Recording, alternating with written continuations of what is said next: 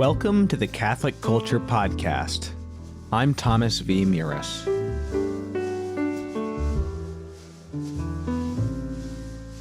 This podcast is an offering to the Holy Family and, less importantly, a production of CatholicCulture.org.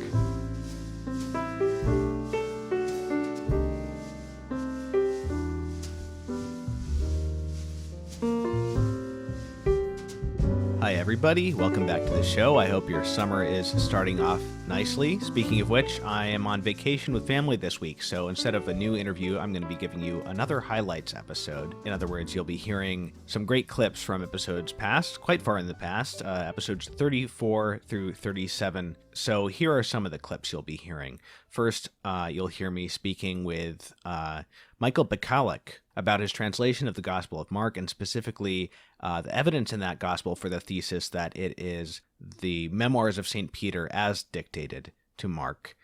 You'll be hearing me speaking with Abby Johnson about her time working for Planned Parenthood, with Carrie Gress about how men can help the angry feminists in their life, and with the Italian sculptor Iago about the corruption of the academic art establishment, as well as about his somewhat famous sculpture of Pope Benedict, which won an award given by Pope Benedict at the time. And scattered in there, you'll also hear me telling a couple of fun stories about crazy times living in New York City, including the time I got arrested a couple years ago. So you should enjoy that. But before I play you the first clip, I want to tell you a little bit about a program I'm involved with called Online Great Books. If you've always wanted to study the great texts of Western civilization, and in particular if you're an adult who feels like you missed out on a liberal education somewhere along the way, as I did because I transferred from my Catholic liberal arts college back in the day to study music instead, this is a great program for you. It's designed for people with families and jobs. It's proceeds at a relatively doable pace, I think, for most people. And so we're going through the great books, starting with Homer, basically, according to Mortimer Adler's list.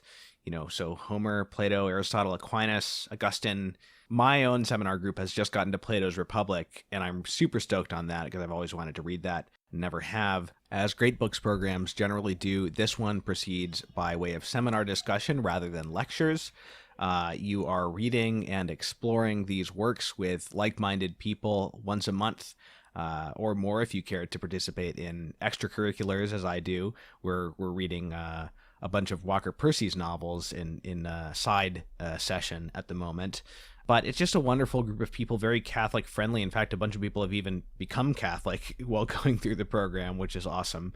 And they send you the books as you go through. They send you physical copies as you reach each book. And it's just a wonderful way to stay motivated to read these books on a schedule, and also to get more out of them in discussion than you might reading them on your own. So if you're interested, what you should do is go to onlinegreatbooks.com and sign up using the discount code Catholic Culture, or even better, just use the special referral link in the show notes for this episode, and you will get 25% off your first 3 months subscription, and we will get a little bit of kickback, so you'll actually be helping the show. I think a lot of people would enjoy this program. It's been a great pleasure for me, and I would love to see some of you guys in there.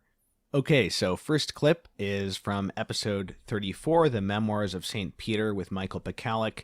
I recently had Michael Pekalik on to discuss his second gospel translation of the Gospel of John. This is from my first interview with him, and it's a great conversation about the Gospel of Mark as an eyewitness account. So here's about 10 minutes from that conversation.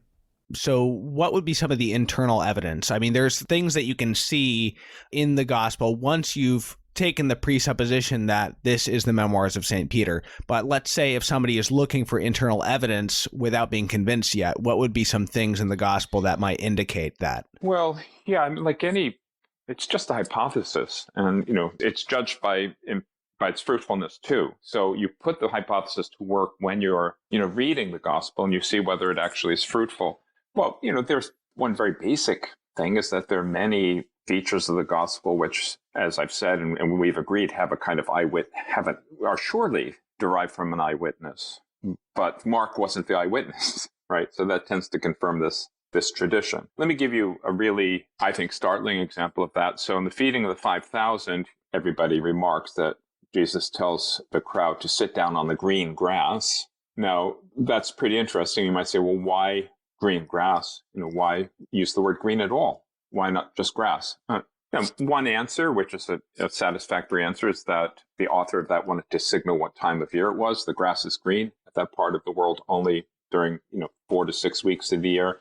And that would make it roughly the same time as Passover or Easter. So that would tend to suggest some kind of connection between the feeding of the 5,000 and the Passover. So that may be part of the intent, either of the author or of the Holy Spirit.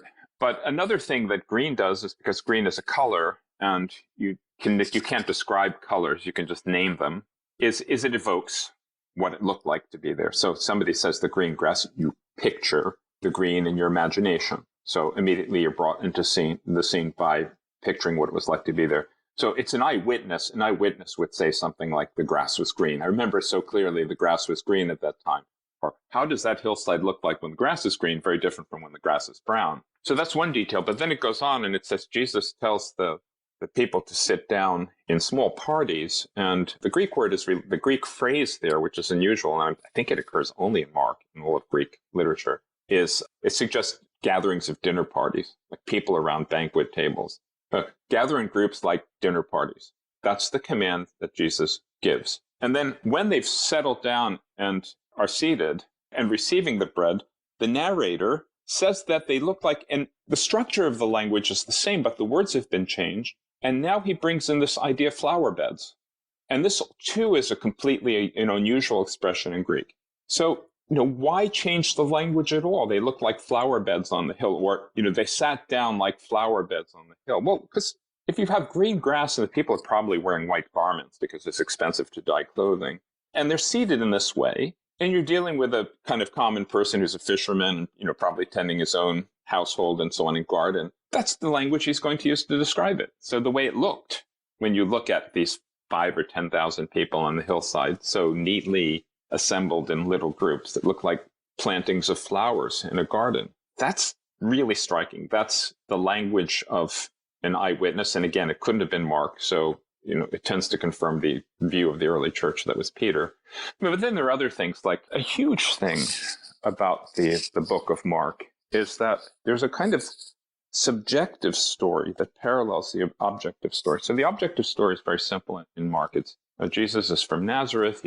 He preaches and heals people and casts out demons in Nazareth. Then he comes down to Jerusalem, and within a week's time, he's put to death and rises from the dead. It's just very simple storyline. The Gospel of John has got Jesus coming to Jerusalem several times and so on. In Mark, it's just been simplified to a simple storyline. So there's a simple arc to the objective story, which is Jesus. He establishes himself as the Messiah in Nazareth, comes down to Jerusalem, where the authorities ought to receive him as the Messiah and king, and instead they reject him and put him to death. There's a subjective story, which is how this is received by somebody, whoever is it who's telling the story, right? And so what you see also going on at the same time is the reception of the Messiah by his followers. So they're called, at the very beginning of Gospel of Mark, they are tested by him in various ways. He clearly sends them out on the boat by themselves to be in the storm so that he can walk on water and scare them, right? He's clearly testing, or he sleeps in the back of the boat so that he can test them. So he's clearly testing them. They're constantly having debates which are foolish, like who's the greatest and so on. Then it looks like close to the end, Peter's got the hang of it, understands that Jesus is going to have to be put to death, and says, I'm going to die, I'm going to follow you, even if it means I have to be put to death. But then what happens close to the end of the Gospel of Mark? He denies Jesus 3 times. He abandons him also. So if you were to say, well, what's the subjective story here? It's somebody who is called, who struggled to be faithful, and then failed at the very end. So that story is, if you begin to look for it, you see, wow, this is really interesting. In reporting about Jesus, we're also having a report about a huge, just failure to correspond to who he was on the part of the person who's telling the story. And so I think that tends to confirm that it's Peter. Right. If we take this to be the memoirs of St. Peter, and given that this is the earliest of the 4 Gospels, And given the similarity between three of the Gospels that are known as the Synoptics, what does this say about the role that Peter plays in the formation of the Gospel canon as a whole? Yeah, so that's really interesting. So I think that if you look at the Gospel of Mark carefully, there's a lot of signs of somebody grappling with the question of what the nature of authority is going to be in this church that Jesus is founding, and the relationship between this authority or these authorities and the religious authorities of the Jewish people. And it also becomes clear that Peter is the chief authority. Like, there's no question about that. His name is always given first in lists. He's heeded and or given special attention by Jesus, sometimes the first among a group of three, sometimes the first among the 12. So I think that that's really clear that the authority of Peter is really an important theme throughout the entire gospel. Now, here's a question about the gospel and what it means. So Jesus did, without question, 10,000 or 20,000 or 30,000 interesting things in his life. John says as much in his gospel. Why is it that we think of the life of Jesus in terms of basically the same 100 stories? You mentioned the three synoptic gospels, Matthew, Mark, and Luke, and John overlaps with them quite a lot. He has a few stories that are not in the synoptics, but there's a lot of overlap there too. Why? And so here's my best explanation for that. You have the apostles about to leave after the resurrection, after Pentecost, for the four corners of the earth. And we don't have, there are no iPhones back then. There are no email, no way for them to communicate easily with one another. They're going to go off in many different directions, and they're going to preach the gospel, right? Who's to say that 200 years after that, when Christians reunite from those far ends of the earth, they're going to be thinking the same thing about Jesus? You have to guarantee at the start. It's like a management problem. You have to guarantee at the start that everybody's on message, right? Everybody's familiar with this in an organization, mission, message. If that begins to fall apart, the whole organization will fall apart. So you have to have the same message. Now, who would decide that? Who would pick out that 100 stories out of the 20,000 that would say, okay, this is how these stories will be adequate to represent what the Lord is like to people who are learning about him for the first time? It seems to me that decision has to be made. So then if you say, well, that decision has to be made, and Peter, it would be the authority to make that, which, by the way, is interesting, because what that means is that people like to say today, the Catholics like to say in arguments with Protestants, that the Bible can't be the judge of the church because the church confirms the canon of the Bible. It, in a certain sense, it's even, so to speak, worse than that from a Protestant point of view. Peter was picking out the contents of the gospel and making certain stories, so to speak, authoritative for the preaching of the gospel. So Peter picks this out. And people agree, the apostles agree, as they're going to the different corners of the earth, and we're going to confine ourselves to these stories so that the uniformity of message and uniformity of understanding our Lord over time among the church. And then I think that leads to an interesting insight, which is that, if you're listening to the Sunday gospel, and I had this experience the other day, and I'm in the vestibule of the church because I'm with a toddler and I'm listening to the Sunday gospel, and it's, whatever the story of Jairus' story, I'm thinking to myself, wow, it's really interesting. Why am I listening to this story out of the 20,000 things that Jesus did today? And it's because the first pope picked it out, right? It's the first pope in his pastoral care made the decision that I would grow in my knowledge of Christ, and so would everyone else in the church, by meditating on this story in particular. So it's like you can't listen to the Sunday gospel without the Petrine office being expressed through it. We're used to that. We're used to, okay, if the Pope says, we're going to say the St. Michael prayer after the Rosary, which is what Pope Francis does, well, then we all start saying the St. Michael prayer after the Rosary, maybe in addition to the Mass. And we're used to the Pope, or, John Paul II says, we're going to say the luminous mysteries from now on. And we're all aware now that on Thursdays, there's a direct connection between saying the luminous mysteries and the pastoral Petrine ministry of John Paul II. And I actually think it's the same with the gospel. Right? We listen to the gospel, and you are hearing the gospel as Peter, in his pastoral wisdom, thought it should be relayed to us. And I think that's a much better explanation for the concordances among the synoptic gospels than any kind of documentary explanation. I think I'm convinced by the work which shows that, for example, this a certain independence between Matthew and Mark. It's not one way dependence in either direction. John Rist, who's a great philosopher and a professor, a colleague of mine at the Catholic University of America, has a really nice book on this. But you look very carefully at the details, and it's very hard to make out there's one-way dependence either way. But if you say there's an oral tradition which Peter had authority in shaping, then you can kind of be more relaxed with those details. It's not a question of authors in their cells just working from documents. This next clip is not from an interview, but it's a personal story I told on one of these old episodes about the time I got arrested a couple years ago. And before I go to that clip, just a couple of points. First of all, this had happened on the Friday before Good Friday 2 years ago. And then last year, during the lockdown, I got mugged on Holy Thursday evening, and then got mugged again by the same guy on Divine Mercy Sunday, which I took as a sign that I needed to be praying for this gentleman. So I was fine, thank God, but there was this pattern developing of things happening to me around Holy Week, and so this last Lent, I was actually not anxious, but like I just had this feeling like I was probably going to be kidnapped by terrorists or something. Just something even more crazy was going to happen to me last Holy Week this year. But thankfully, God spared me that. The other thing I'll say is that I actually got an email from somebody complaining about this story that I told. I still don't quite understand it, but they took issue. They found it offensive that I described being arrested by Latina lady cops with pink handcuffs. But like, look, it's not my fault. Those are exactly the details of what happened in reality. So I don't know what to tell you. I'm just telling you what happened. But that made me laugh. I really don't know why they took offense at that. Anyway, here's the story. On Friday, I had the most educational experience of being arrested and spending a few hours in a jail cell. I didn't realize that in Manhattan they would put cuffs on you and put you in jail for the non-criminal offense of fare evasion.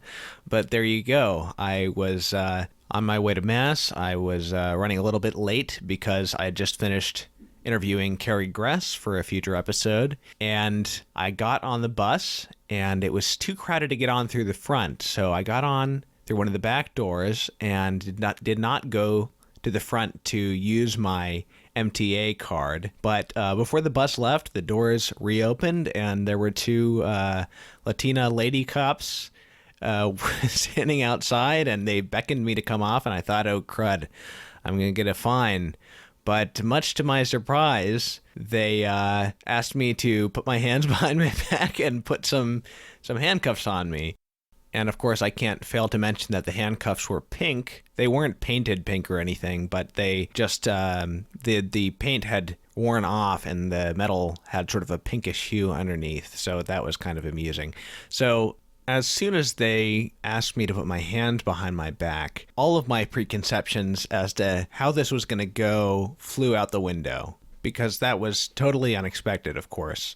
Thankfully, I've been in at least one similar situation, similar only in that I had no idea what was going to happen next, and Our Lady totally took care of me. That was a situation in 2017 where I was working on a cruise ship and I accidentally got left behind in Stockholm. So thankfully I was given the grace to keep calm and trust that I was being taken care of. At the same time, you know, it was quite shocking to have handcuffs put on me to be arrested in public. And, you know, I was thinking, if they can do this for something that I had no idea was a crime, but now I'm thinking maybe it is, and I just didn't know what could happen to me. So I'm sort of mentally immediately resigning myself to the possibility of at least having to spend a night in jail. And at worst, I'm thinking, oh, I committed a crime. I must have committed a crime, otherwise they wouldn't be handcuffing me. So now I'm a criminal, and I'm going to have a criminal record. Also, in retrospect, I realized that they didn't read me my rights, which seems wrong. They arrested me and an older man for the same thing, and in the van I couldn't really get them to answer my questions about what was actually going to happen to me. By the time we got into the precinct, you know, they explained, okay, this is not like actually a huge deal, you're not going to be here for that long, so that was a relief.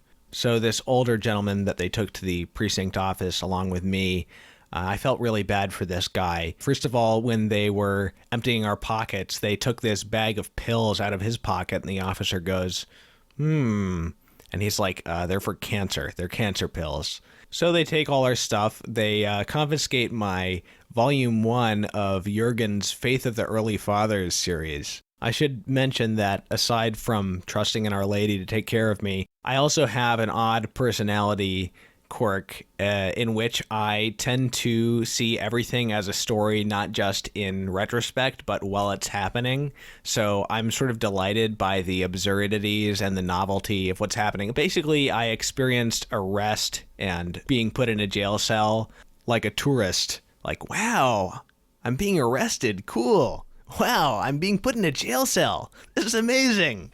I think my favorite moment of the whole thing was when the arresting officer asked me to give her my shoelaces so that I would not hang myself in my cell, at which point I was like, how long am I going to be in here for?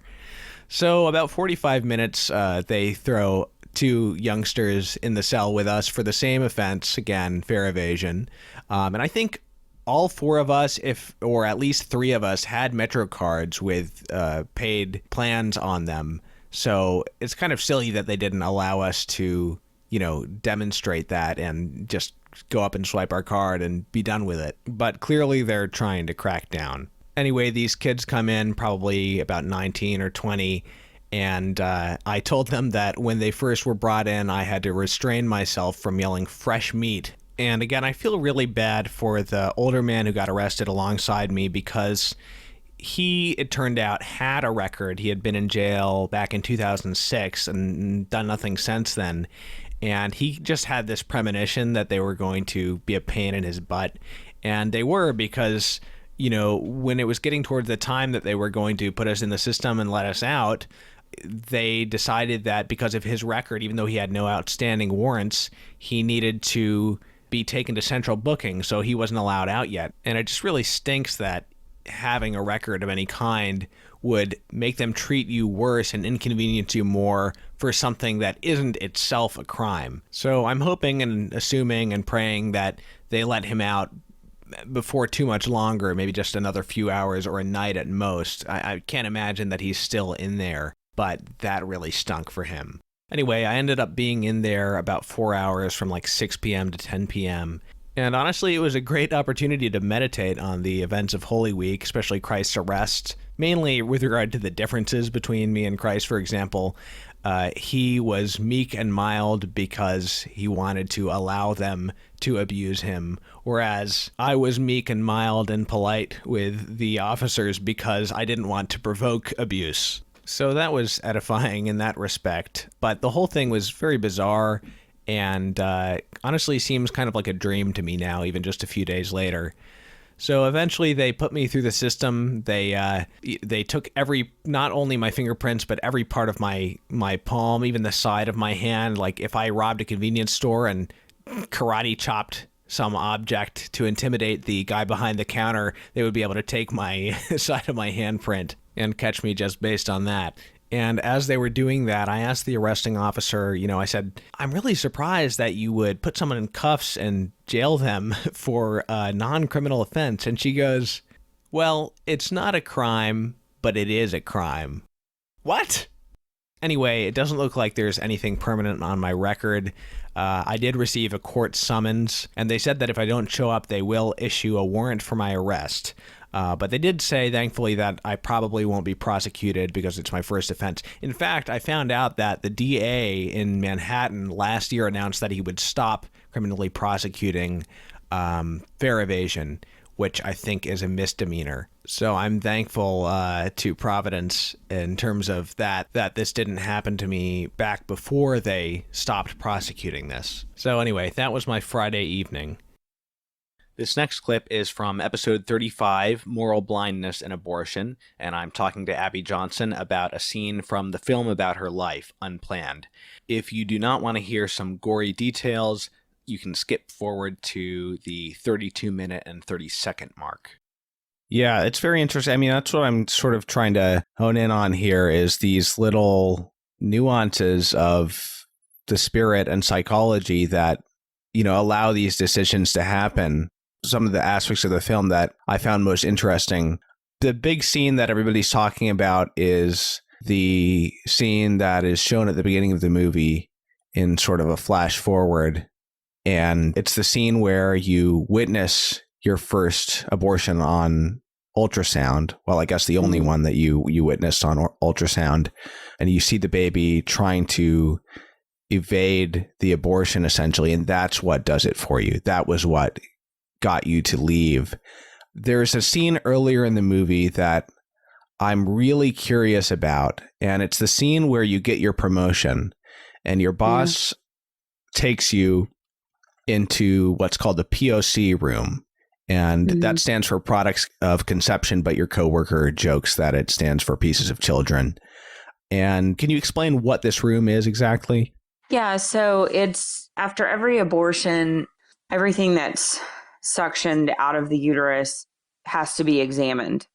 And the purpose of that is to ensure that everything has been removed. So if you leave, an arm or a leg or part of the spine inside the woman's uterus, she could develop a very serious infection, could potentially become septic, and that could be fatal for her. So we had to examine everything that was taken out of the uterus. And that's done in the POC room. And I had never been back there before. It was, behind this locked door. Not very many people had access to it, but really nobody wanted to go back there anyway. It was right. Like, just stay away from it. But I was asked to go back with my supervisor, and she wanted to show me what happened in that room and what things look like. In the film, compared to some of the other scenes, it's an oddly sort of antiseptic. I mean, she shows you a very small fetus that's been reassembled, and it's disturbing given that it's been aborted. But I mean, it's disturbing to the viewer, but it is it's not very bloody. It's not very gory. It's fairly clean in comparison to some of the other parts of the movie. Is that the reality, or is it usually a lot worse in reality than that? No, that's the reality. So basically everything comes back in a glass jar, and that glass jar is everything that's in that jar is dumped into a strainer, like what you would use to cook with. Right. And then oh my gosh. In the sink, you have one of those sprayer hoses. Okay. So you spray everything down. And so you get rid of all of like blood clots, other tissue, placenta, whatever. Like you sort of get rid of all of that. That goes down the sink. That goes down the disposal. So then all you're left with is actually like the parts of the baby. And then those parts aren't particularly bloody because you've rinsed them off. And then those parts go into a glass dish. You put a little bit of water in the bottom of the dish, and it's called floating the POC, so that sort of the parts sort of float so you can easily manipulate them around. Okay, so to get back to the scene, sorry to be so graphic, but that's the way it is. that's good to know. I mean, that's what I was curious if that was, because it was surprisingly unbloody. When you heard what the room was going to be, and then you went in, and it is horrible, but it's not bloody. But that makes sense as an explanation that it would be done, that things would be cleaned off and everything, right? If only for practical reasons of reassembling more easily. So the interesting thing about the scene is you go in there, and if I'm interpreting Ashley Bratcher, who plays you, her performance correctly, your reaction is not horror, but a sort of almost a wonder and amazement and fascination with just this tiny fetus. And your boss actually says, "This is why I think you're the one to replace me, because everybody else who comes in here cries and you didn't." And it seems like a very honest moment to put into the story, because that wasn't the moment that changed you. It was the ultrasound that changed you. So it's probably the most interesting scene of the film to me. At least I'm very curious about why it was that wasn't the moment that did it. Yeah, I don't know. I mean, yeah, I get asked that a lot. I guess I need to come up with a better answer. But I mean, you're right. I mean, the way that it was portrayed was exactly how it happened. I was so amazed by what I was looking at. And I could see everything. I mean, I could see every organ. I could see, the face. I mean, you see everything. And I just remember thinking, like, wow, this is incredible that we all started here and here we are now. And I wasn't at all disturbed by it. I think part of that is just sort of blindness. I think when you're sort of living in that evil, I think you can become really blinded to these disturbing things that are in front of you. Right. But I guess for me, I mean, I had seen all of those bloody pictures before because people stood outside of our clinics and held them, right? So I had seen that. And you already knew it looked like a baby. Yeah, I knew it looked like a baby. You didn't know that it felt pain or could try to escape. And it seems like that was the difference. That was the difference. Like, so seeing it in this dish, I was like, wow, this really is what it looks like, right? Like what those signs look like. This really is what it looks like. I wasn't bothered by it at all. It wasn't seeing the death, the aftermath of abortion that really changed my mind. It was seeing the humanity of the child, recognizing that this baby at 13 weeks had the same fight or flight response that I have, right? As a grown person, that our humanity is equal. And I think that's why ultrasounds are proven to be so effective for women who are considering abortion. Yeah. You can show them bloody pictures all day, but when you show them the life of their baby, not the death of what could be, but when you show them the life of what is, it changes people's hearts. Okay, for a palate cleanser, here is another personal story. This one's about 3 minutes long, and it's about a crazy guy I encountered on the subway. The late Bill Cosby once said, "There's a nut in every car." I recently took a pretty long ride on the New York subway, and this guy comes on and starts talking, and I was trying to read, not paying too much attention. Figured he was asking for food or money or something. After a while, I realized he was still talking. He was going on a lot longer in his speech than people who are begging on the subway usually do. So I tried to give him half of a Nature Valley bar just to let him know that he could stop talking. And he was like, nah, man, I just had some Oreos, but thank you. And just sort of kept on with his monologue. And at that point, I started actually listening to him, and I realized he was preaching. And as I listened, I got more and more impressed with this dude, because most of the people who come and preach on the train are overtly crazy and are usually talking about their own novel interpretation of the Book of Revelation. And this guy was very sort of gentle, saying a lot of edifying things. He had this very nuanced explanation of what it means to say that Christ takes away the power that sin has over us. And he had this one great bit where he was saying, man, I don't spend too much time worrying about Donald Trump because I could die at any minute, and so it doesn't matter. And whatever you worrying Trump is going to do to you, just remember that you could die at any minute when you least expect it. And then when you're dead, Trump don't have no power over you anymore. So, of course, I'm right there in the amen corner. So he goes on and he's like, it happens all the time that people die at the hour and the minute when they least expect it. Like 9/11, that was a situation where people died and they didn't expect it at all. Of course, the government knew it was going to happen and they did it. Oh, man. The ecstasy I felt at that moment is indescribable. I was just in total bliss for like 5 minutes after that. So he talks about how the government did 9/11 for a while longer, then goes back to his normal, nice Christian preaching. And it occurred to me that I should have been disappointed that his nice sermon turned into something that would seem to discredit the gospel that he was preaching, but I'm just so used to the craziness at this point that I skipped past the disappointment stage and went straight to a pure aesthetic appreciation of that perfect turn he made from the sensible into the absurd. And that's something that I really appreciate. The timing of it was amazing. There's so much crazy stuff going on where I live that you really just have to learn to enjoy it. This next clip is from episode 36, Bridges to Hell or Heaven, Toxic Femininity and the Spirit of Anti-Mary.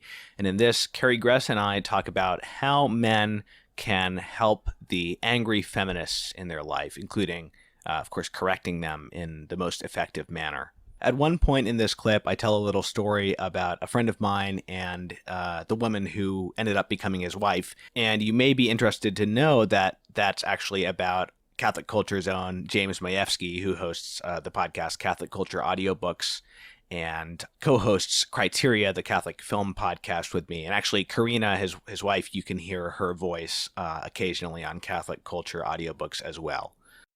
It's incredibly tragic because it's back to that adage, the people that need the most love are the hardest to love, because these women make themselves incredibly difficult to love because their behavior is so largely vicious. So yeah, I think that's a great point. And I think seeing that also is a helpful way to sort of approach women who are struggling with this, because we know that they're unhappy. And obviously we can't break through to all of them, but it somehow helps us, rather than being irritated with them, helps us understand their brokenness and approach them in a way with compassion instead of total irritation. So yeah, that's a good question. I'm sure this will come up later when we talk more directly about Mary, but how can men, well, okay, so a friend of mine referred to these women as, he said something like, nobody likes being around a disagreeable woman. Mm-hmm. He used the word, you want to be with an agreeable woman. You don't want to be with a disagreeable woman. How can men help the disagreeable women in their lives? It's a very sensitive thing. It almost seems self-defeating in a way to lecture someone who's already predisposed to reject everything you say because you're a man. It's a very delicate thing, and I honestly have no idea. Obviously, women need to sort of police each other more in a way, but at the same time, it is the role of men to stand up for truth and be strong and to sort of lay down the law to a certain extent. So it can be, what I'm getting at, but it's sort of a puzzling situation to be in on the ground level in terms of social interactions. Mm-hmm. Yeah, no, I think it's incredibly challenging, again, because of this reason that women largely are following the advice of other women. And, that was one of the fun parts about writing this book, was even just looking at throughout history, what is it that men love about women? Well, it's not anger and bitterness. It's not, self-absorption and narcissism. These are not the traits that we hear love songs. The words of love songs are not conveying these ideas. What are they conveying? They're conveying a kind of woman. James Taylor has these great lyrics, and he obviously would probably consider himself as a feminist, and yet he describes so beautifully what it is that women love about, or men love about women. There's something in the way she moves. She calms me down. There's something that she's able to sort of take a man on and hold him in her heart and give him peace and compassion and be present to him. And I think that's one of the things that's hard for us as women, because we don't understand the power that we have through those great gifts that we have. We don't understand this notion of really holding people in our souls, of course, as well as in our arms. I mean, that's what, as a mother, that's what I spend half my day doing, is just embracing my children and just being close to them and near to them, consoling them or encouraging them or whatever. And, these aren't just meant for children, but this is one of the great dynamics of womanhood. And yet we've completely lost sight of how that is. So yeah, how do we explain that to other women? And how do men, what can I do as a man? Hand them my book, first of all. That's one place to start. But no, I think it's incredibly challenging, and it depends. It's like evangelization in a certain respect. It depends on the woman. It's who she is.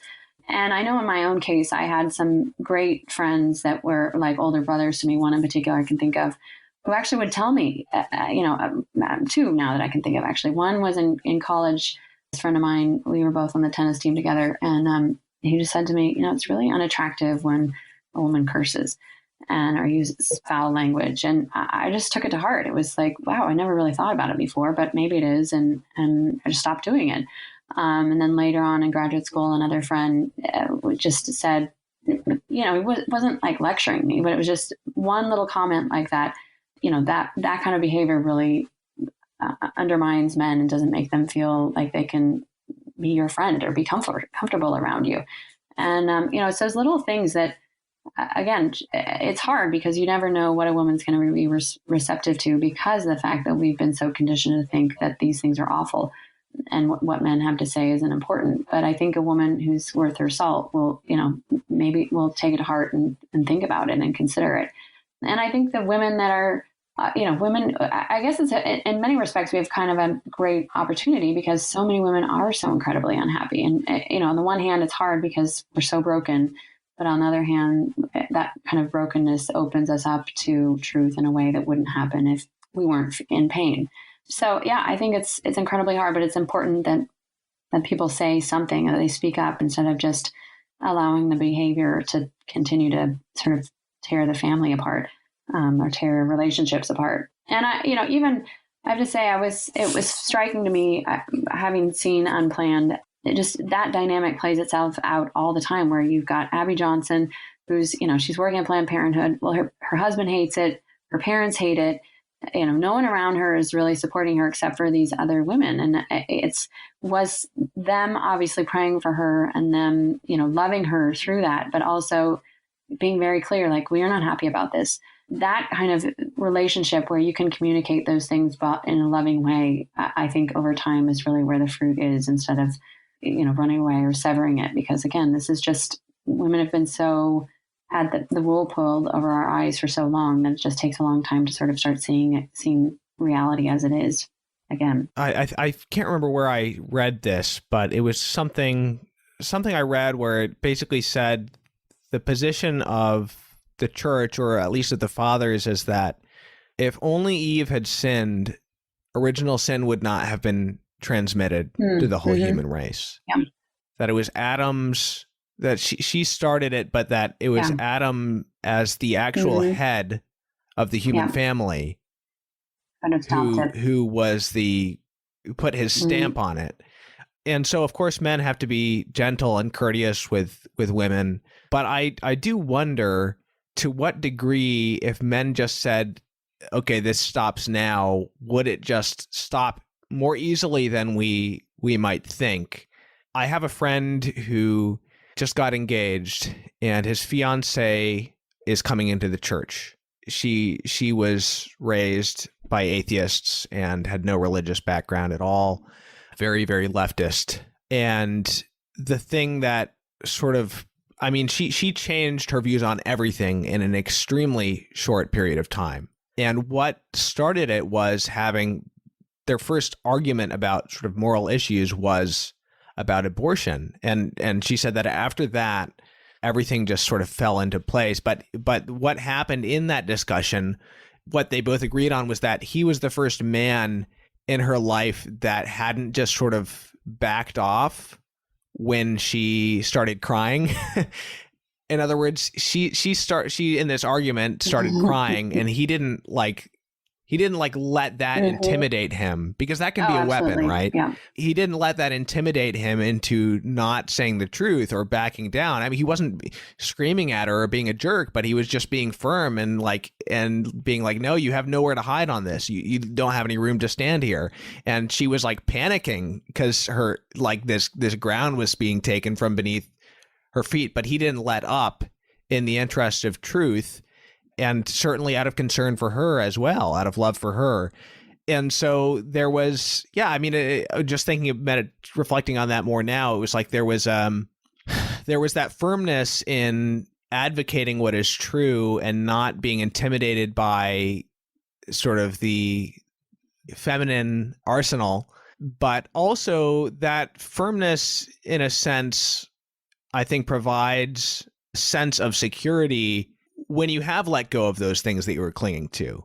does that make sense? I'm just thinking of this now, but that as an aspect of it. So it doesn't have to be just that we're ripping people away from their ideologies, but there also is that very firmness like provides a consolation when you're willing to let go. One of the things I did not want to do with this book was to beat men over the head with anything, because I feel like men have been beat over the head with everything for, 50 years now. But I wanted to look honestly, and I don't go to great lengths discussing it in the book, but I wanted to just even look at, what is going on here in terms of men, and why are they not being more firm in their positions regarding these moral issues. And again, obviously it comes back to the messaging and, you're not a woman, you don't have a uterus, you can't talk about these things, all of that rhetoric. But, even look at Adam. This was before the fall. Men just don't want to argue with women. I mean, that's just a fundamental issue. And again, as you mentioned, we have this arsenal where, we just start crying or have these different ways to sort of get our way, wittingly or not. Such that we don't have to necessarily bow to what men are suggesting or saying to us all the time. But I think that you're absolutely right, that there is something incredibly powerful about a man who understands that there's a lot more at stake than just an argument or just a yes or no answer. But in fact, it really has these ripples that are going to last for generations, and among his own children and his own family, and his own life. Yeah, I think there's a lot to be said for that kind of leadership and what that can do for a woman, because there's something incredibly unhealthy about a woman who thinks that she's, when she has this sense that she's in control of everything, and the man is just docilely, going along with her will. And that just puts us in an incredible position for, again, this kind of vice taking over instead of having it balanced out by, husband or father who can say, no, it's not going to be good for you. We're just not going to do that. So yeah, there's something, and that's what happens. Obviously, we see this in the moral life. I mean, that's what God the Father does, is that there's a reason why sin hurts, because it's a way of helping us to see, like, it's just not good for you. So anyway, I think that those kinds of things, even if we're mad in the moment, upon reflection, we end up we grow from them, and we respect these people, these men in our lives more, if they have that capacity to tell the truth rather than just pander to us. This last and longest clip for this highlights episode is from episode 37, Sculpting Two Benedicts, with Iago. Iago is an Italian sculptor known for his ultra-realistic marble sculptures. And at the beginning of this clip, we talk about kind of the corruption of highly conceptual modern art. There's a little bit of vulgarity in that, so be warned. But it has to do with kind of a funny misunderstanding where I thought he was using the vulgarity to to insult a certain kind of work of art, but he was actually just giving an objective description of the title of the work in Italian and its content. So that was a little bit amusing. And then after that, you'll hear him discussing his bust of Pope Benedict that he sculpted, and Pope Benedict actually gave him a medal for it. And then when Pope Benedict resigned, he redid the bust, removing the papal robes. So that's a really interesting conversation, and that was why the title of the episode was Sculpting Two Benedicts. So you talked earlier about how in the academy, the emphasis was on doing very intellectual work. So would you say your work is less conceptual, or is it more the concept is integrated into the physical reality? For me, there is no difference between conceptual and material. It's the same things. I use my mind all day long. I just think about sculpture. I just think about sculpture. I just work on my mind. And after there is the action to do something, okay? And everything is conceptual. Everything. There is a concept inside everything. I try to be clear. We can translate in a sentence, in a formula, in something, everything, okay? But also without our sentence or our formula, everything already exists. So we want to find in a piece of stone something conceptual because we want to give to the stone a value. We want to add a value because in the end, I'm sorry, but they want to sell. They want to take money. It's just business because you have to justify why you are doing that. So if you are an intellectual, if you use your word for add some value to that, because you think people is not able to understand the value behind, you can sell also shit. And actually, this is what happened. People sell shit. I talk about shit and the object, Yes. Yeah. People sell that also and justify because it's a conceptual art. And so we invent this perfect place out of the space, out of the city, inside the city, but out of the city at the same time, perfect, where if you put something inside, a piece of shit, it becomes art. So there is a place where art is art. But the same thing out is not art anymore. It's clear? Yeah. It is? Yeah. Yeah, it's clear. Just so you know. If you talk with a baby with this, baby say, Yes. man, what are you talking about? This is shit. Yeah. Just so you know, we have to have clean language on the podcast, if possible. I'm sorry. I just forgot, but you can put a bit. Yeah, we'll just say because my vocabulary. You could say this is garbage, something like sorry. that. It's all right. I just wanted to say I didn't want to stop you, but no, yeah. but I'm sorry. It's just the title of the work. Yeah. There is an important work, it's Merda d'artista, and merda means shit. It's the title of the work. So you're literally describing, it's not the label you're putting on it. No, it's no, their own. I was talking about the title of the work. Yes. It's just the title, so I don't want to say. It's all right. Yeah, it's all right. I'm so sorry. Because when you have that small vocabulary, you have to put something inside. And it's very easy to put. Yes. Yeah. It's fine. I understand. Yeah. You're right. I'm so sorry. No. I don't want to be unrespectable. Okay. This is what happened when you interview on sculpture or art. It's okay. So it's interesting what you say about having to demonstrate the value with words, because it's like when you go to an exhibit and you see the plaque and it has 3 paragraphs describing the piece, but I should be able to see, and intuitively understand. I shouldn't have to read a whole explanation. Yeah. So imagine you play piano. Yeah. Right?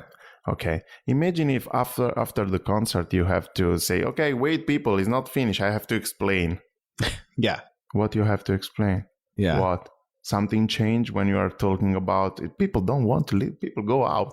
Say, okay, thank you very much. Maybe someone stay because, are shy and don't want to. But people don't care. People feel.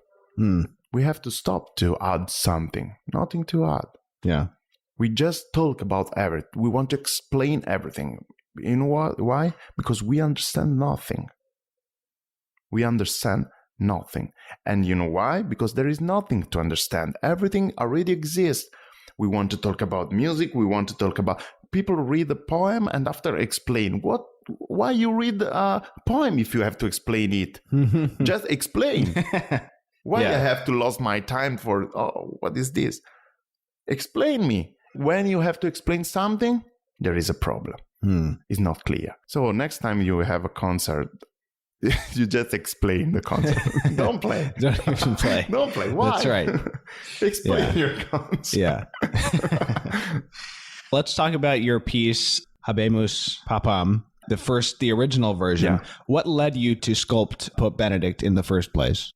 There was this idea for make this portrait because at that time there was the restoration of the Vatican Library. And maybe there was this possibility to put the sculpture there. But when I finished the work in the meetings and I didn't like I don't remember the name of the commissioner. So we had a couple of meetings and I didn't like because I made the eyes empty. No pupils in the eyes. Yeah. Okay. I just made 2 holes. Yes. It was a quote of an historical artist called Adolfo Wild, and he made a portrait of another pope that the Vatican have inside the Vatican museums. So there was this connection for me. So after that, they just say, if you put the eyes inside again, we can accept the work. Otherwise, we are so sorry, but we don't want to work, because the Pope has an image, and we work on the image of the Pope. Imagine all the world look at the Pope. If we give this image, something change. There is a marketing marketing section. Of course. Yes. So we can imagine what happened in the Vatican is an industry. Mm-hmm. Okay. So, of course, I couldn't accept that because I was crazy. And a lot of people told me, accept, you put your work there inside. It's very important. So they wanted you to fill in the eyes. Yeah. And I say, no. I said, no, I don't want.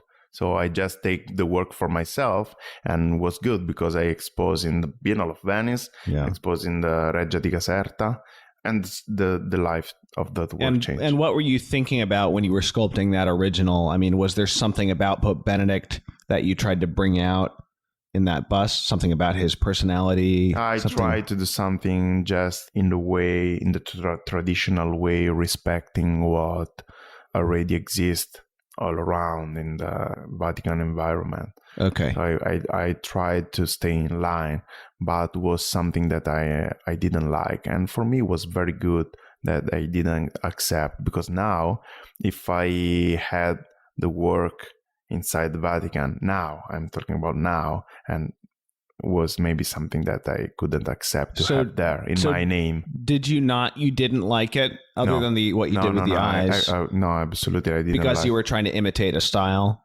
Yeah, it was something actually out of myself. Was something interesting. Yeah, it was something that terrible. I couldn't buy something like that. Interesting. Also, okay. if you give me like a present, I say no, thank you. I don't want it in my house. Very interesting. So when I destroyed, I was very happy. So, but they gave you the impression that the Pope didn't like it, but it turned out that he actually hadn't seen it, right? Yeah. And he did later see it. So what happened when he saw it? It's strange, because they told me that the Pope saw and he didn't like. Yeah. But after the Biennale of Venice, there was a gallerist from Rome. Unfortunately, now is passed away. And he saw the work, and he presented my work for a competition. I didn't know about that. They just called me and said, your work we'd like to have for the competition. I don't remember what kind of competition was. Well, okay, it was something very important. It's a prize. It's an important prize in Vatican. And for a medal, Pontifex medal, okay? Every year they make the Pontifex medal with the face of the Pope. And there are in a close number. They just made a few exemplars of that medal. So I participated to the prize, and I didn't win. But the Pope, because it was not a contemporary, it was not my work wasn't in line with the other works, was outside. Was just a contemporary work, was not in line of the church idea of the prize, and I didn't win. But the Pope gave me the medal, and he sent me, there is a message of the Pope, I want to give the medal to the young sculptor for his work. So he liked it, even though the commission rejected it. So after I understood that actually he never saw the sculpture before, because if he liked now and he gave me a medal, so it was funny. You have to wonder how many, I'm sure a lot of that happens where like people will just speak for the Pope, but he didn't actually, Of course, imagine the Pope cannot follow this. He can't control everybody in the Vatican. They all have their own agendas. It's impossible. It's pretty normal. But you understand some dynamic, no? Yeah. And you just accept the fact that it's like that. So fast forward several years later, Pope Benedict resigns. It's a historic event in the history of the church. Not the first time that it's happened, but the first time since the Middle Ages. Yeah. And so you decided to revisit this work. And this is part of an overall thing because you like to revisit your old works, right? I always do that. Now, every time I revisit, I change. it's part of my work, because my question is now, when a work is finished, when you say it's finished, but if you put out, the time continue to change the work. So everything is finished and unfinished at the same time. We just try to maintain the same form during the year, but it's an utopic idea. Yeah. So for me, it was great to that event. And I remember I had an exhibition, and my father, the last day of the exhibition, I just take out the Pope from the exhibition, and my father, that is born the same day of Benedict, the April 16th. Yeah. And yes, very soon. Yes. Yeah, pretty soon. Yeah. Me, 18. And he just sent me a message, and he told me the Pope abdicated today. And for me, It was a flash in my mind that just, okay, maybe I have to do something. I have the possibility to do something for myself. Okay. And so I went to my father and I said, maybe a couple of weeks later, I said to him, hey, Dad, I'd like to destroy the sculpture and change the form, the shape. I want to make him naked. Okay. Like he go back on human condition, or just show himself. Yeah. Like, yeah. And this is a bust, so it's still respectful. It's just his upper chest and his head. There is something. The divinity is in the bodies everywhere. So it's a dignified. It's just addressed. It's a dignified. portrayal. For sure. Maybe more. Because we are what we are. Yeah. And I really appreciate what he did. And my father told me, "Are you crazy? Do another one." Okay. And I showed the telephone with the picture. I'm sorry, because I already started. And he said, "Are you crazy? And now you don't know what happens." And I said, this is the meaning of sculpture. You never know what happened. When you have a block of stone, you know what inside. You just have to work. You can't go back and edit it like on a computer. Yeah. It's like each decision is. Yeah. Now you can do that. It's very interesting. That's what the expression, the English expression "set in stone," it means. It can't be changed. Yeah. This is the most important thing to me, and I repeat myself every day. With stone, you cannot go back. You don't have Control Z. In the computer, when you write something, you can go back. We live today in this dimension. We think, we can correct everything. Control. We can go back. Yeah, we can control. No. And this is a great exercise. So for me, that moment was the most important moment in my life, artistic life, because I understood something of myself, the attachment. When you are attached to something, when you do something, look how many prizes I won with this work. But when you destroy something, everything changed, everything. And was very important to me. So I understood that everything is just something that happened in a moment of life and has to finish. Yeah. So when you are able to destroy something, your life changed completely because of the attachment. We're suffering because of the attachment of everything. We think this is mine. What means? What means is mine. Tomorrow is nothing. It's garbage. Okay, everyone. I hope you enjoyed those clips. Next episode will be a brand new one. And I will also link to the full episodes that each of these clips came from in the show notes, of course, for this episode. As always, if you'd like to help support the show and all of our podcasts here at Catholic Culture, please go to catholicculture.org/donate/audio. We very much appreciate it, and we pray for all of our donors daily. God bless, and see you next time.